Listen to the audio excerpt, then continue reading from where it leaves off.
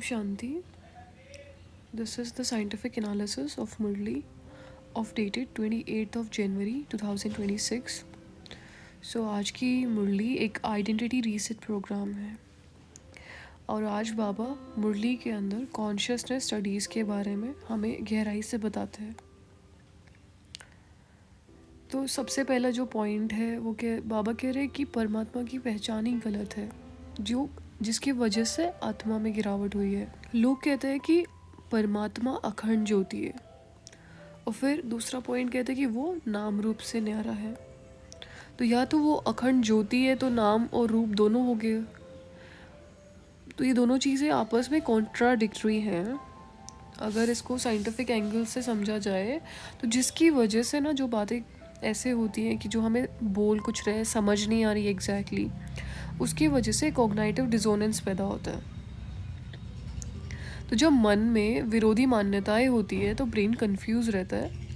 इसी को साइकोलॉजी में क्या कहते हैं, कॉग्निटिव डिसोनेंस। और रिजल्ट क्या रहता है उसका, डायरेक्शंस में क्लैरिटी नहीं रहती है, क्या करना है और क्या नहीं करना है। स्पिरिचुअल प्रैक्टिसेस वेग हो जाती हैं, इमोशनल इंस्टेबिलिटी रहती है। जब परमात्मा पर्सनल और कॉन्शियस बीइंग समझ में आते तब उनसे एक रिलेशन बनता है, तब हम रिलेशन मोड में आते हैं। ठीक है। और जब ब्रेन का रिलेशनशिप सर्किट जो एक्टिवेट होता है ना, तब ट्रस्ट हार्मोन्स रिलीज होते हैं और जिसके वजह से एक इनर सेफ्टी जनरेट होती है। तो सही पहचान एक स्थिर श्रद्धा के जैसे है जो कि एक स्थिर मन बनाती है। अगर मुझे पता नहीं है कि कौन है भगवान, वो दिखते कैसे हैं, मैं उनको कैसे रिकॉग्नाइज करूं या मैं उनको कैसे विजुअलाइज करूं। ओके, तो जब तक हम कोई चीज़ को विजुअलाइज नहीं कर सकते, देख नहीं सकते, एक्सपीरियंस नहीं कर सकते, हम एक रिलेशनशिप भी नहीं बना सकते। और जब तक रिलेशनशिप नहीं होता तो एक सेफ्टी फील नहीं होती है। ही इज सेइंग कि he is my father, okay, and if I am not able to feel him, experience him, visualise him, तो वो चीज़ एक कहीं ना कहीं मुझे इनसिक्योर रखती है। ठीक है। और सिक्योरिटी और सेफ्टी एक्सपीरियंस करने के लिए मुझे क्लियरली पता होना चाहिए कि मेरे फादर दिखते कैसे। ठीक है, उनका नाम क्या है, उनका प्रोफेशन क्या है। इसीलिए हम कहते हैं मेरा बाबा। उनको भगवान कह के रिकॉग्नाइज नहीं करते, फादर कह के रिकॉग्नाइज करते, क्योंकि brain hormone trust hormones release करता है। उससे ऑटोमेटिकली हमारा रिलेशनशिप सर्किट जो एक्टिवेट होने की वजह से इनर सेफ्टी इंक्रीज हो जाती है। हमें पता है कि कोई हो ना हो, बैकअप में बाबा खड़े हैं।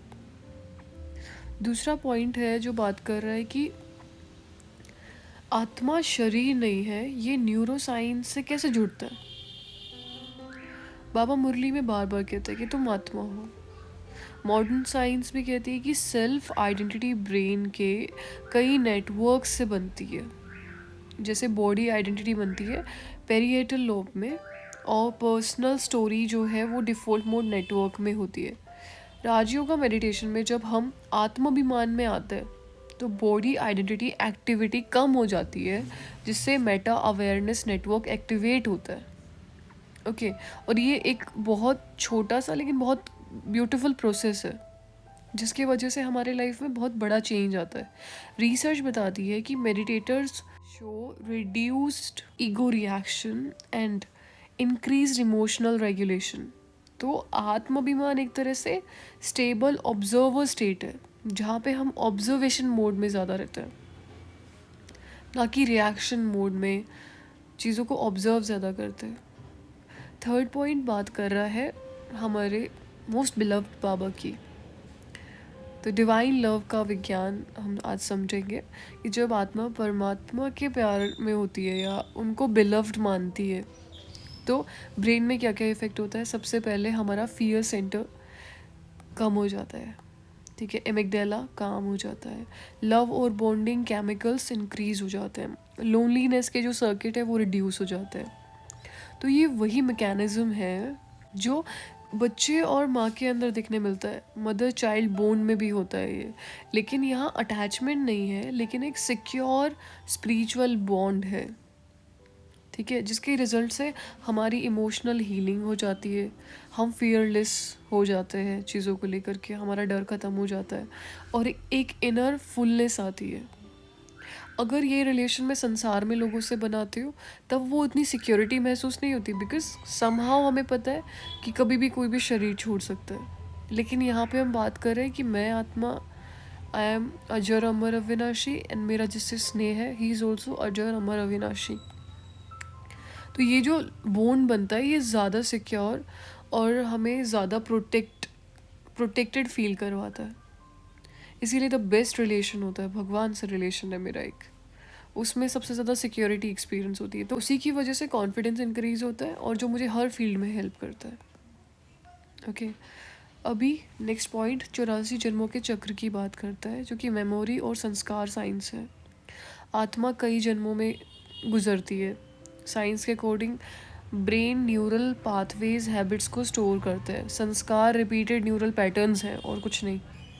राजयोग से क्या होता है, ओल्ड न्यूरल लूप्स जो है वो वीक हो जाते हैं, न्यू एलिवेटेड पैटर्न्स फॉर्म होते हैं।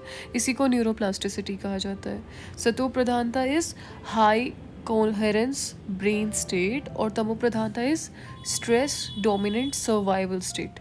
तो चेक करो हमारी कौन सी स्टेट है। फिफ्थ पॉइंट बात कर रहा है पतित से पावन प्योरिफिकेशन प्रोसेस की।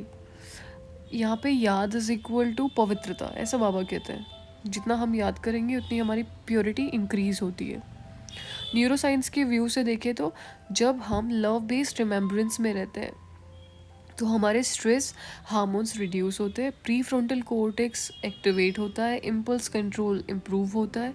तो ये एक बायोलॉजिकल प्योरिफिकेशन है जहाँ पे विकार जो है वो लिम्बिक इम्पल्सेस के जैसे है। लेकिन योग क्या है, वो हमारे हमारे अंदर काम करता है एक एग्जीक्यूटिव कंट्रोल और इमोशनल रेगुलेशन की तरह। ओके सो आज की दुनिया में केवल ये एक चीज़ है जो हमें अंदर से फुलफिल कर सकती है।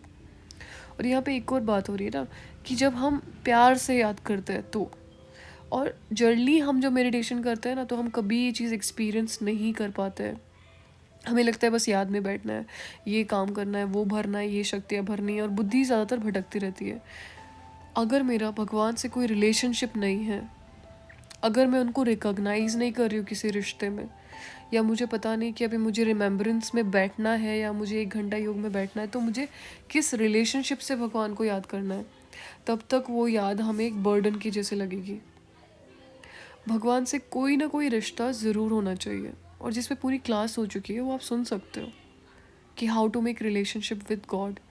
और फिर जो याद होगी वो नेचुरल होगी, वो 1 घंटा बोरिंग नहीं लगेगा, बहुत मज़ेदार लगेगा। लव बेस्ड रिमेम्बरेंस से स्ट्रेस हार्मोन रिड्यूस होते हैं।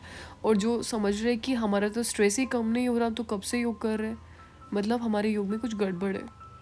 ठीक है, हम ढंग से कर नहीं रहे, या हम ज़बरदस्ती बैठ के करते हैं, तो वो चीज़ें आप समझे इस चीज़ को क्लियरली। तो नेक्स्ट पॉइंट टॉक्स अबाउट बाप ही स्वर्ग का मालिक बनाते हैं। साइकोलॉजी में इसे कह सकते हैं जब व्यक्ति के पास हायर मीनिंग होता है तो क्या होता है, डिप्रेशन कम हो जाता है, मोटिवेशन हाई होता है, लॉन्ग टर्म फोकस स्ट्रॉन्ग हो जाते हैं। तो स्वर्ग यहाँ पे क्या है, symbol of pure society, value based life, harmony. Mind need future vision to stay disciplined. अगर मुझे यही नहीं पता कि मुझे फ्यूचर में बनना क्या है, दिखती कैसी हूँ मैं फ्यूचर में, मेरे पास एक टारगेट नहीं है, जिसे हम एज अ ब्राह्मण हमें विजुअलाइज करना आना चाहिए ना कि मेरे फ्यूचर में मैं कैसे दिखूँगी। या अगर मैं कोई बिजनेस कर रही हूँ या मैं किसी फील्ड में हूँ तो मुझे पता होना चाहिए मैं फ्यूचर में क्या अचीव करके बनने वाली हूँ और मैं फ्यूचर में कैसे दिखूँगी। तब तक जब तक वो दिखेगा नहीं मैं उस चीज़ को लेके काम नहीं कर सकती। इसीलिए सपने देखना बहुत ज़रूरी है, अपने टारगेट्स को विजुअलाइज करना बहुत ज़रूरी है, ताकि आपकी बुद्धि फिर उस दिशा में काम करे कि ओके मुझे वो बनना है, मुझे उस स्टेज तक पहुंचना है। यहाँ पे अगर हम स्पिरिचुअली इसको देखें तो हमें देवी देवताओं जैसा बनना है, लेकिन देवी देवताओं जैसा बनना है सारा प्रोसेस उसी रास्ते से गुजरता है कि मुझे लाइफ में भी बहुत बैलेंस्ड रहना है, हर चीज़ में मुझे एक बेहतर इंसान बनना है, हर चीज़ में मुझे टॉप क्लास रहना है, हर फील्ड में मुझे सबसे बेस्ट परफॉर्मेंस देनी है, मेरा बिहेवियर हर जगह बहुत अच्छा होना चाहिए, काम काज करते हुए, सारा कारोबार संभालते हुए, और अभी मैं देवता बनने की भी प्रैक्टिसेस कर रही हूँ, या मैं उसकी तरफ बढ़ रही हूँ। सारा मैनेजमेंट मुझे करना आना चाहिए, है ना। सो ये चीज़ें हैं। तो ये ट्रैक हमारे अलग नहीं है कि स्पिरिचुअल लाइफ अलग हो और हमारी लौकिक लाइफ अलग हो, ये एक ही ट्रैक है, ठीक है। एट द एंड हमें बनना कुछ ह्यूज है इस जन्म में भी, और तभी जाके फिर हमें आगे जाके ड्रेस चेंज होगी बस, और आत्मा शिफ्ट हो जाएगी from this body to that body, right. और बीच में हम घर जाएंगे, लेकिन वो संस्कार सारे मुझे यहीं पे इमर्ज करने पड़ेंगे। तो अपना एक टारगेट विजुअलाइज करो कि इस जन्म में एट द एंड मुझे कैसा दिखना है। सतयुग में तो बनेंगे जो भी बनेंगे। तो 7th पॉइंट बात करता है फूल बनो कांटे नहीं। ये बिहेवियरल साइंस में आता है।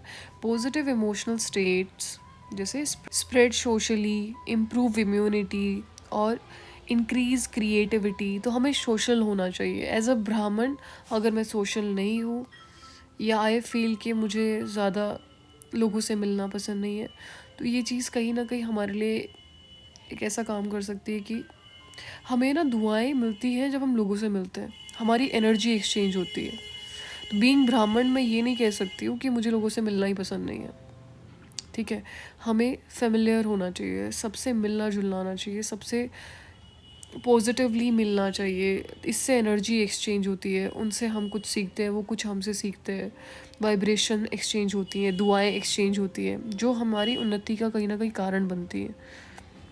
और एक नेगेटिव जो स्टेट है वो क्या होता है, स्प्रेड फास्टर और डैमेज ग्रुप हार्मनी। तो इसीलिए soul vibrations is equal to social atmosphere creator, ठीक है। तो इट इज़ वेरी, इसीलिए हमारे घर में सब लोग कहीं ना कहीं प्रोग्राम्स में मिलते रहते हैं एक दूसरे से, बड़े बड़े प्रोग्राम्स होते रहते हैं। तो इट इज़ वेरी इंपॉर्टेंट कि हम कलेक्टिवली जब मिलते हैं तो हमारी वाइब्रेशंस एक्सचेंज होती है, जो कि कलेक्टिव कॉन्शियसनेस भी बनाती है उस पर्टिकुलर एरिया में। तो दैट इज़ वेरी इंपॉर्टेंट। हमें लोगों से मिलने में मज़ा आना चाहिए। कुछ हो ना हो, जब लोगों से मिलना शुरू करोगे वैसी एनर्जी एक्सचेंज हो जाएगी।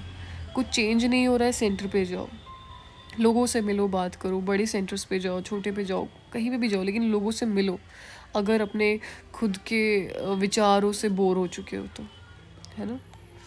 8th पॉइंट है तो गिविंग नेचर का विज्ञान क्या है, किसी की कमी ना देख गुणों का सहयोग दो।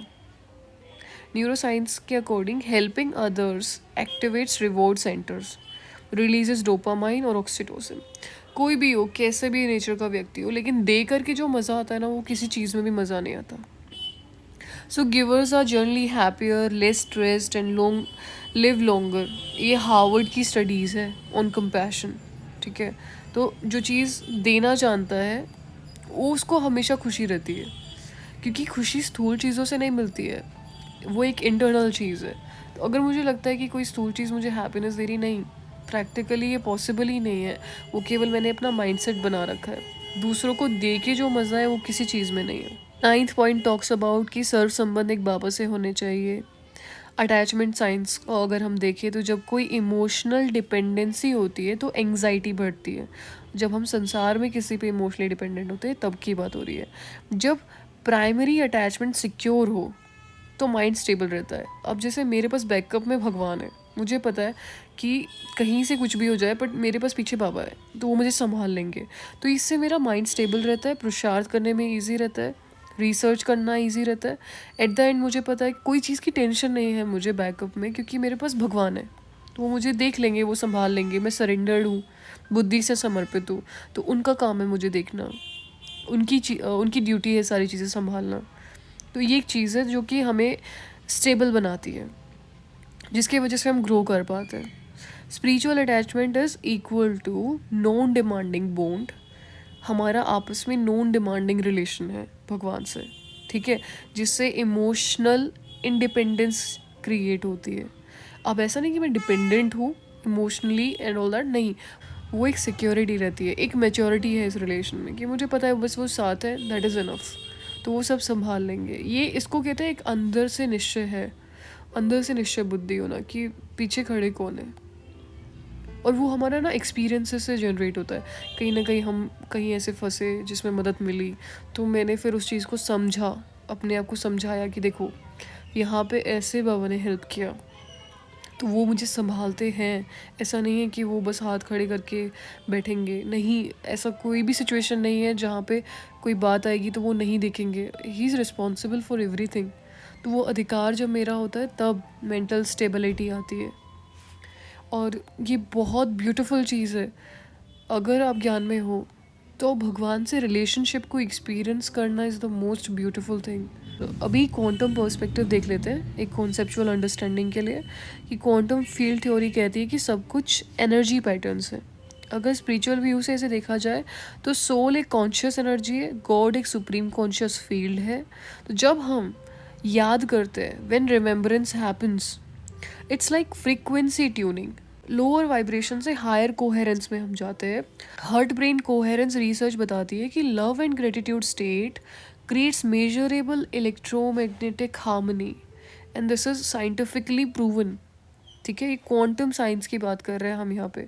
और बाबा ने ये हमें कब से सिखा रखा है, कब से सिखा रहे हैं, 1936 में आए थे, तब से अभी तक सिखा ही रहे हैं। और ये रिसर्चेस अब भी हो रही हैं। सो सी, हमारा जो ज्ञान है वो कितना ज़्यादा डीप है। चलो इसका प्रैक्टिकल इम्प्लीमेंटेशन देख लेते हैं। सुबह सुबह 5 मिनट बैठ के देखना है कि I am a soul child of soul Baba, supreme Baba. दिन में 10 सेकंड के लिए क्या करोगे, हर घंटे में 10 सेकंड के लिए, कि मेरा मोस्ट बिलीव्ड बाबा मेरे साथ है। ही is my everything and he is with me, he is taking care of me, he is looking at me every time. ठीक है, इंटरेक्शन रूल क्या है, किसी की भी कमी नहीं देखनी है। मैं मास्टर दाता हूँ, ठीक है, मुझे किसी की कोई कमी कमज़ोरी नहीं देखनी है। रात को चेकिंग करना कि कितनी बार याद रहती है, कहाँ बॉडी कॉन्शियसनेस आई मुझे, और अगर पूरे दिन रहती है तो वो भी चार्ट में लिखो। प्रैक्टिस से बेनिफिट्स क्या होंगे, अगर हम शांति की प्रैक्टिस करते हैं कि मैं शांति का सागर, तो उससे हमारा कॉर्टिसोल रिड्यूस होता है। खुशी से हमारे, जब हम, मैं आत्मा खुशियों से संपन्न हूँ या बाबा के सामने खुशी एक्सपीरियंस करते हैं तो सेरोटोनिन इंक्रीज होता है। निर्भयता की वजह से हमारा एमेगडाला जो है उसकी एक्टिविटी रिड्यूस होती है। प्योरिटी की वजह से बेटर इम्पल्स कंट्रोल बनता है। स्थिर बुद्धि हमारा स्ट्रॉन्गर प्री फ्रंटल कोर्टेक्स बनाती है। प्रेमपूर्ण स्वभाव हमारा हायर ऑक्सीटोसिन रिलीज करता है। एसेंस क्या है पूरी मुरली का, एक लाइन में, कि right God identity, stable self identity that regulates brain, that makes an elevated life. Okay, so this is very deep. Try to understand it and teach others also. खुद ये सब चीज़ें समझ के दूसरों को समझाओ भी कि ये ज्ञान कुछ ऐसा है। ओके, सिर्फ सुनो सुनो नहीं, दूसरों को समझाओ इसे इस तरह से, नोट्स बनाओ इसके, समझो कि क्या टर्म कैसे यूज़ हो रही है, और फिर दूसरों को समझाओ भी, तब सेवा निकलेगी। Okay, that's all for today. Om Shanti.